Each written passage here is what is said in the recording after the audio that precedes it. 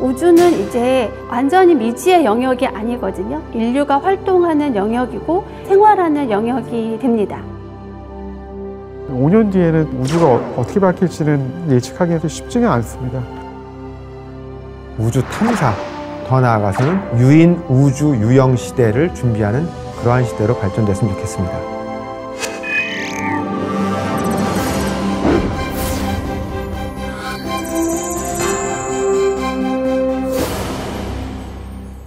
무궁무진한 가능성을 품고 있는 미지의 공간 우주. 우리나라도 세계적인 흐름에 발맞춰서 우주 경제 시대를 준비하고 누리호를 통해 우주로 가는 길을 열었는데요. 우리나라 우주 역사에 큰 획을 그은 한국형 발사체 누리호의 3차 발사가 2023년 5월 25일 전남 고흥군에 있는 나로 우주센터에서 이루어졌습니다.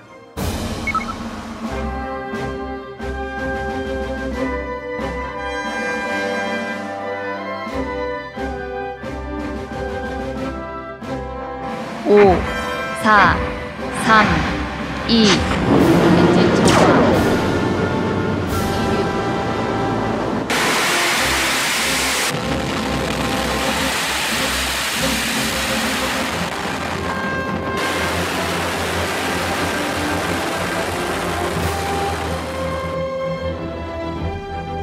우주로 한 발짝 더 나아가면서 우주라는 광활한 공간이 이제 우리와 아주 가까워진 것 같은 느낌이 드는데요.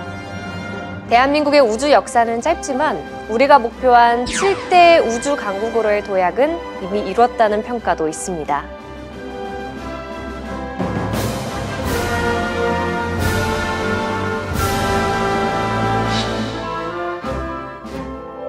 각 구성품의 개발자들이 이렇게 안 보이는 부분에다가 유성펜으로 본인의 이름을 이렇게 적어서 조립을 해갖고 발사를 하는 그런 말씀들을 많이 들었고요. 3차 발사는 발사 하루 전에 갑자기 이제 조금 연기가 됐었잖아요. 그날 밤까지도 사실 내일 할 수 있을까 이런 고민들을 많이 하고 같이 주변에 있던 사람들끼리 이제 얘기를 많이 했습니다.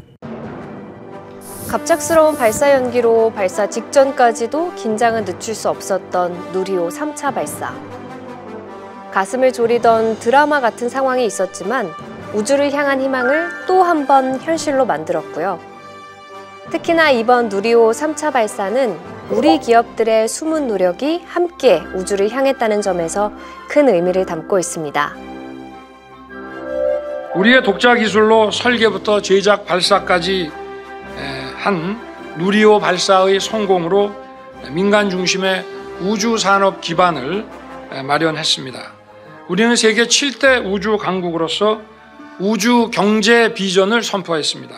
누리호를 이용해서 저희가 더 발사를 수행을 하고 또 그 과정에서 한국의 민간 기업에 누리호에 대한 기술 이전을 수행을 할 필요가 있다고 해서 체계종합기업으로 선정된 기업에 누리호에 대한 기술을 이전하는 것을 한국형 발사체 고도화 사업이라는 사업이 진행이 됐습니다. 한국항공우주연구원의 주관 하에 누리호가 개발이 되었었고요. 거기에는 300여 기업의 업체들이 누리호 개발에 함께 참여를 했었습니다. 저희가 이제 체계종합기업으로 선정된 다음에 2월 말부터 5월 말까지 3차 발사에 함께 참여를 했습니다. 그래서 3차 발사 같은 경우는 이미 단조립이 다 완료된 상태에서 단간조립부터 저희가 업무를 수행을 했고요. 시험평가, 그다음에 발사 운영을 함께 해왔습니다. 누리호 2차 발사도 있었지만 3차 발사의 성공이 갖는 의미는 조금 더 특별했습니다. 3차 발사부터 체계 종합기업이 참여를 하면서 민간으로 기술 이전이 시작됐고요. 연이은 발사 성공이 대한민국의 기술력을 입증했다는 점에서 높이 평가됩니다. 주변에서 이미 누리호 2차 발사를 통해서 누리호가 충분히 잘 성공했는데 왜 똑같은 기체를 다시 반복해서 발사를 하냐라는 질문을 하시는 분들이 계셨습니다. 근데 사실 누리호 3차 발사는 사실 그 자체로 대단히 중요한 의미를 갖고 있는데요. 누리호 2차 발사를 통해서 이 발사체를 한국의 자체 능력으로 개발하는 데는 성공했다라고 평가할 수 있겠습니다만 이 발사체를 정말로 위성을 특정 궤도로 올리는데 신뢰도가 있는가, 얼마나 성공률이 높은 발사체인가 라는 것을 보여줄 필요가 있겠는데요. 3차 발사는 누리호를 신뢰성이 있는 발사체다라는 것을 보여줄 수 있는 계기가 됐다라고 생각을 합니다. 우리나라는 과거에 이제 한미 우주 협정으로 미사일 협정으로 인해서 과거 우주 발사체 개발에 굉장한 제한을 갖고 있었습니다. 그런데 그런 악재를 벗어나서 우리의 기술력을 바탕으로 해서 사실 2013년에 나로호가 개발이 됐었고요. 이 나로호 성공을 발판으로 국가 독자 기술 개발을 통해서 누리호 1호가 발사되었기 때문에 우리나라 땅에서 우리나라 나로 우주센터에서 우리나라의 발사체인 누리호를 통해서 또 누리호에 실린 우리나라가 만든 인공위성을 실어 올린 거라서 이 누리호 3차 발사는 굉장히 의미가 있다고 할 수 있겠죠. 우리의 삶과 가까워진 우주. 이제는 여러 국가가 앞다투어 우주로 향할 계획을 세우고 있는데요. 우주는 우리의 삶과 어떤 연결고리를 갖고 있을까요?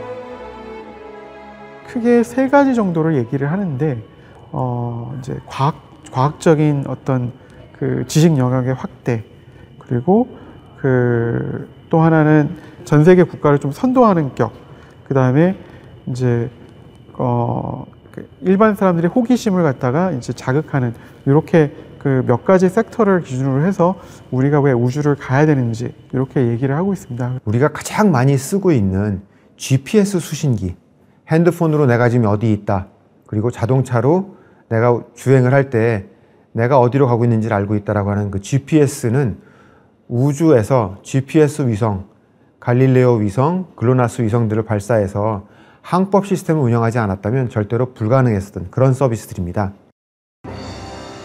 지구를 떠나 우주로 향하는 발사체와 인공위성 소식.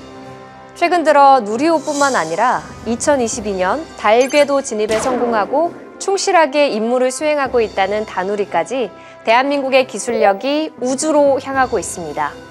대한민국의 우주 역사는 한 장의 사진으로 회상해 볼 수 있다는데요.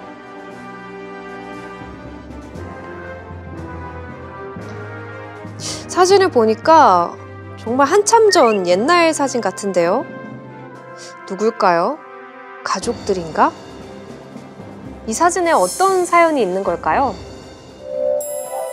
1989년 영국 서리대학으로 인공위성 기술을 배우러 유학을 갔던 우리별 1호 주역 5명과 담당 교수의 모습. 주역 중 한 명인 최경일 씨는 30년이 훨씬 지난 지금도 현직에서 우주산업 관련 일을 하고 있습니다.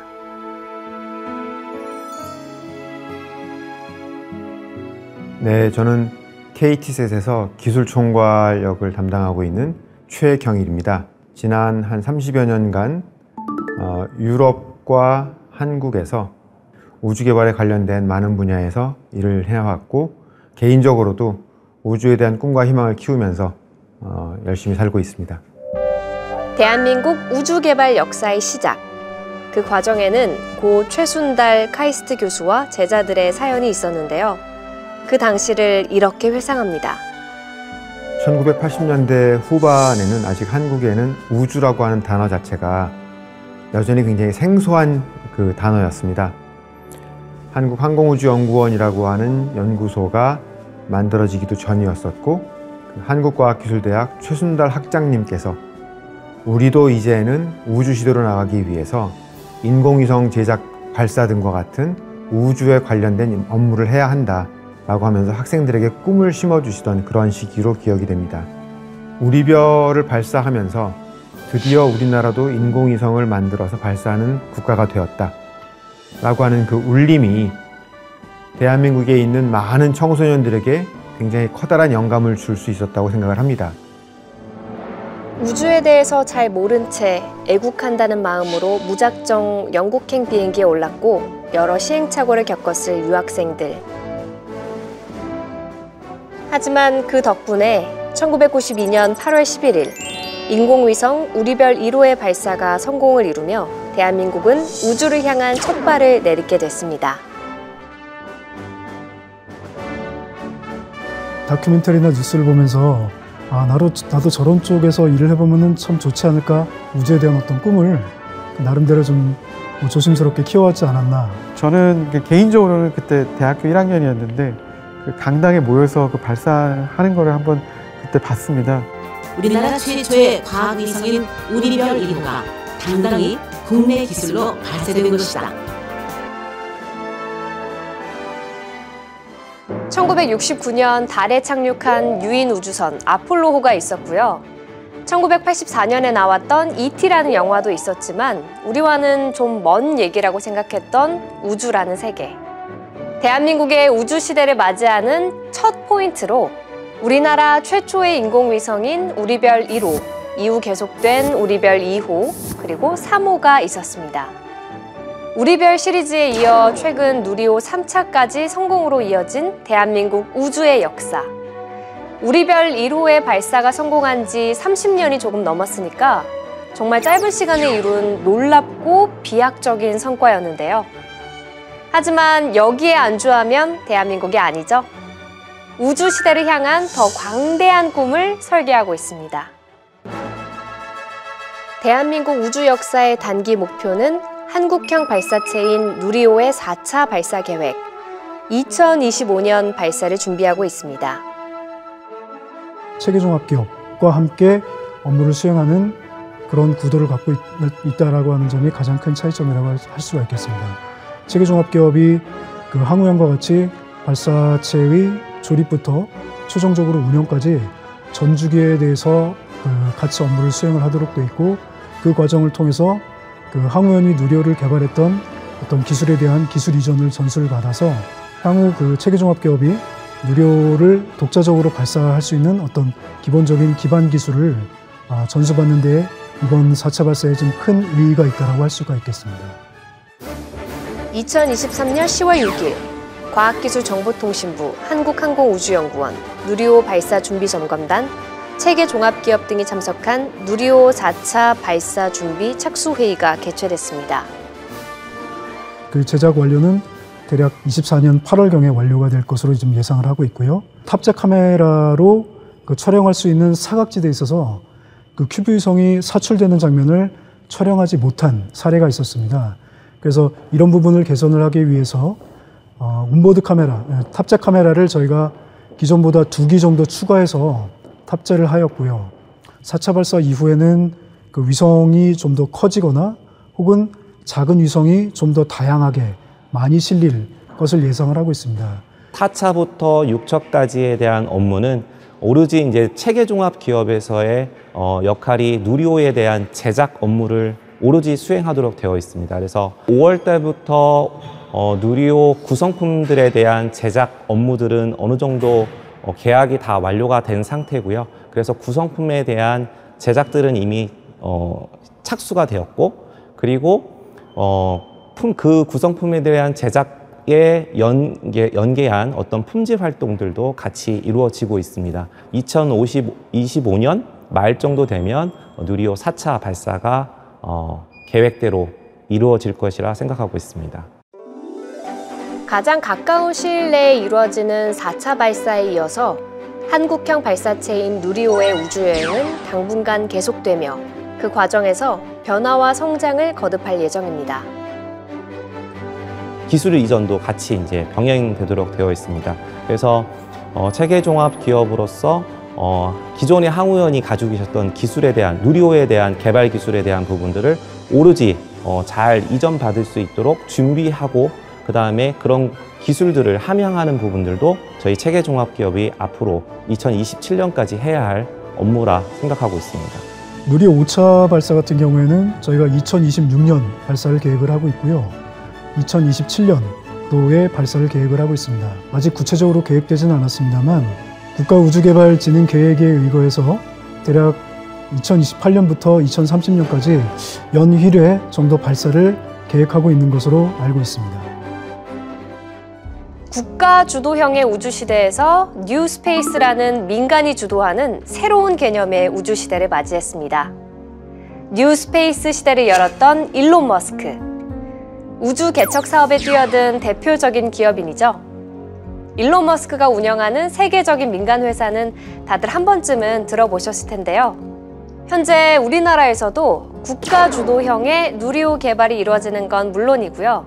민간 기업이 또 주도적으로 우주 산업에 뛰어들면서 우주 시대에 새롭게 문을 두드리는 시도가 이어지고 있습니다. And liftoff of CRS-29 carrying.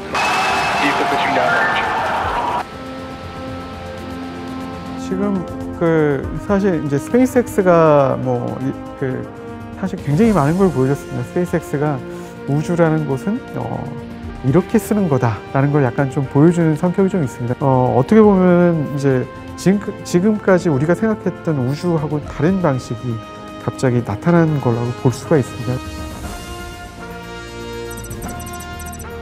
대형 발사체 사업을 진행하는 일론 머스크와는 조금 다른 형태지만 최근 우리나라에서도 소형 발사체 스타트업 기업이 엔진 비행 성능 검증용 시험 발사체의 성공적인 발사를 이루며 한국 민간 기업의 우주 시대를 개척하고 있습니다.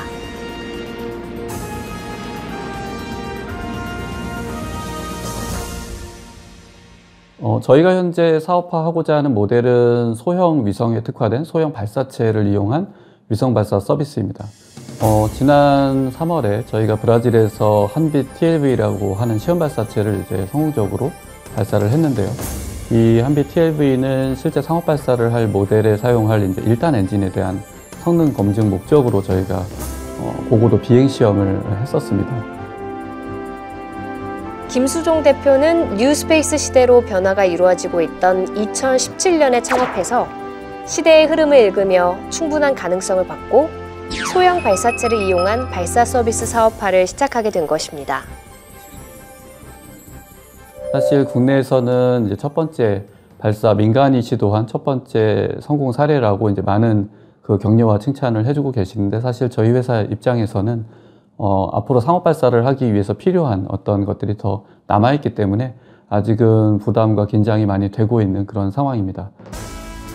우리나라도 우주 산업 분야에 뛰어든 민간 기업인들의 움직임이 점점 활발해지고 있습니다. 우주라는 공간이 과거에는 어떤 발사체, 위성을 중심으로 해서만 이제 어떤 사업화나 상업화가 이루어져 왔는데 향후에 이제 우주라는 공간은 인류가 그 공간에서 거주 또는 어떤 상업적 활동 또 생산 활동을 할 수 있는 공간이기도 하고 또 달이나 아니면 화성 이런 새로운 그 행성을 개척함으로써 거기에서 추가적인 자원채굴이라든지 이런 부가 이익을 얻을 수 있는 그러한 산업적 그 목표가 좀 더 명확해지고 있습니다. 한국의 스타트업들이 많이 늘어나는 것은 분명히 좋은 방향으로 생각을 하고 있고요. 항우연의 그 개발 방향과는 다르게 분명히 스타트업들은 그런 개발의 효율화 그리고 비용의 절감화 측면에서 노력을 열심히 하실 텐데 그런 측면이 계속적으로 발전이 된다면은 항우연은 그거와는 좀 다른 어떤 대량의 그 인력과 비용이 필요로 하는 대규모의 연구에 좀 더 집중할 수 있는 그런 기회가 되지 않을까라고 생각을 합니다. 우리 기술로 만든 발사체가 우주를 향하는 역사적인 모습들, 그 하나하나가 참 의미가 있는데요. 2023년 10월 30일 달 탐사 2단계 달 착륙선 개발 사업이 예비 타당성 조사를 통과했습니다. 달 착륙선을 독자 개발한 후 우리가 만든 차세대 발사체로 발사를 해서 달 표면에 도달시키겠다는 대형 프로젝트입니다. 여기서 잠깐 비교를 해보면 2022년 우주로 향해서 충실히 업무를 수행한 다누리는 달 궤도선이고요.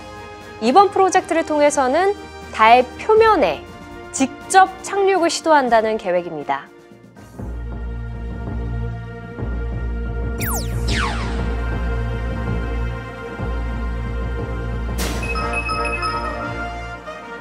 그 차세대 발사체 개발 사업은 그 2030년대에서 40년대까지 쓸 수 있는 우리나라의 어떤 우주 탐사, 그 다음에 위성 발사 등을 갖다가 그 모두 수용할 수 있는 발사체입니다. 그래서 이러한 부분들을 개발을 위해서 누리호보다 이제 3배 좀 더 큰 용량의 발사체로 개발이 될 예정이고요. 그와 더불어서 현재 달 탐사를 목표로 하고 있어서 2032년에 달 착륙선을 발사하는 것을 어떻게 보면 이번 사업의 목표로 잡고 있습니다. 2032년을 최종 목표로 하는 차세대 발사체. 한국형 발사체라 불리는 누리호의 성능을 대폭 향상할 계획입니다.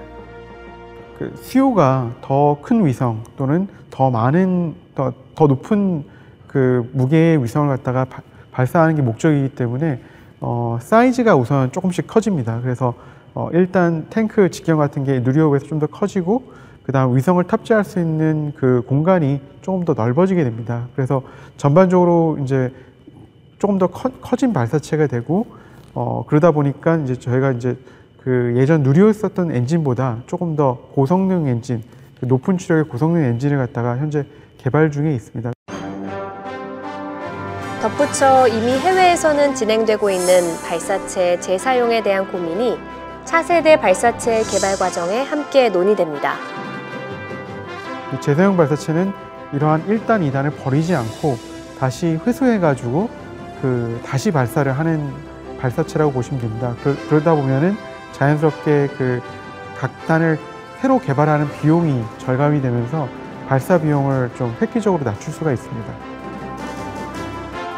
차세대 발사체는 향후 우리나라 대형 위성 발사와 우주 탐사에 활용할 발사체인 만큼 큰 기대를 모으고 있죠. 이 발사체가 어떻게 보면 향후에 어떤 기본형 발사체가 되기 때문에 그거의 확장형이나 또는 재사용 가능성도 열어두기 위해서 그러한 부분들을 접목시키려고 하고 있습니다. 첨단 과학기술, 미래 먹거리 산업을 키워나가는 거 우리 정부의 중요한 과제입니다. 지금은 다누리호가 보낸 지구의 모습을 우리가 보고 있지만 머지않아 달에 대한민국 우주인이 꽂은 태극기를 볼 수 있을 것입니다.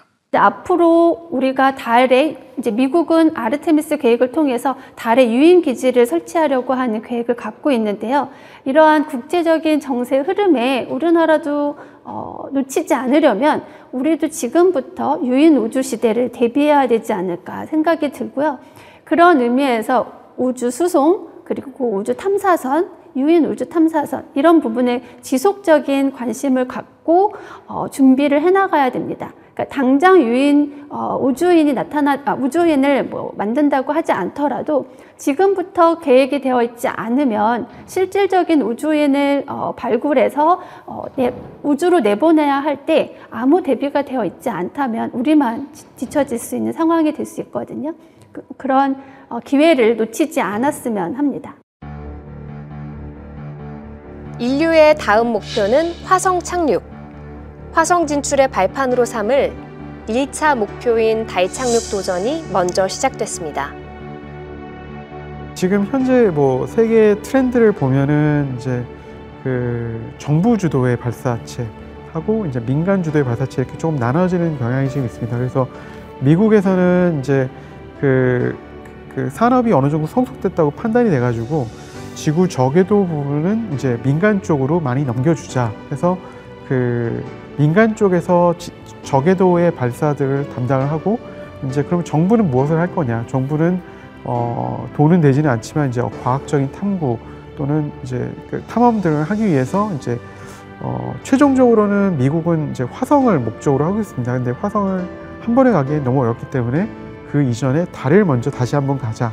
그래서 달 궤도에서 화성을 가기 위한 어떻게 보면 이제 시험들을 많이 수행을 하게 됩니다.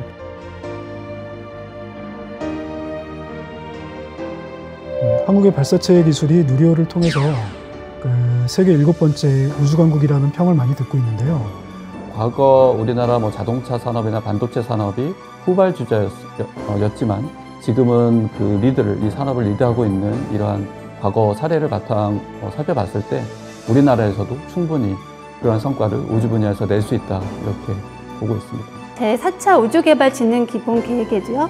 미래의 우주 세대들을 위한 인력 양성 부분들을 담았는데요. 그런 의미에서 앞으로 차세대, 우리나라를 이끌어갈 미래의 세대들에게 우주는 굉장히 중요한 미래 성장 잠재력을 갖고 있습니다. 우주 탐사를 계획하고 한편에서는 우주 인력을 양성하는 등 우주 시대를 향한 적극적인 투자가 이루어지는 상황.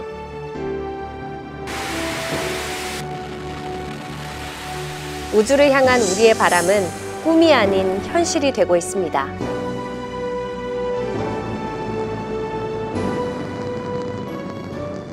한국의 달기지 또는 우주 정거장 또는 우주에 있는 공장, 농장, 우주 호텔 등과 같이 이제는 더 모든 개개인들에게 다가올 수 있는 우주가 남들이 하는 특정한 분야가 아니라 나의 일생활에서도 사용될 수 있구나라고 하는 그러한 부분에서 사람들이 느껴질 이것이 내 바로 옆에 있다라고 하는 그런 어떤 형태의 그 느낌을 가질 때 그것이 세 번째 변곡점이 아닐까 생각합니다. 우주를 향한 우리의 갈망은 계속되어 왔습니다. 첫 시작점이 된 우리별 시리즈 위성의 발사에 이어 가장 큰 터닝포인트 중 하나는 한국형 발사체인 누리호 발사의 성공이었는데요. 이제 우리에게 남은 과제는 차세대 발사체를 통한 달 착륙, 나아가 화성에 닿는 일, 그리고 유인 발사체의 성공까지 아직도 많이 남아 있습니다. 민간과 정부가 그 과제를 함께 풀어나갈 대한민국 우주산업의 미래가 기대됩니다.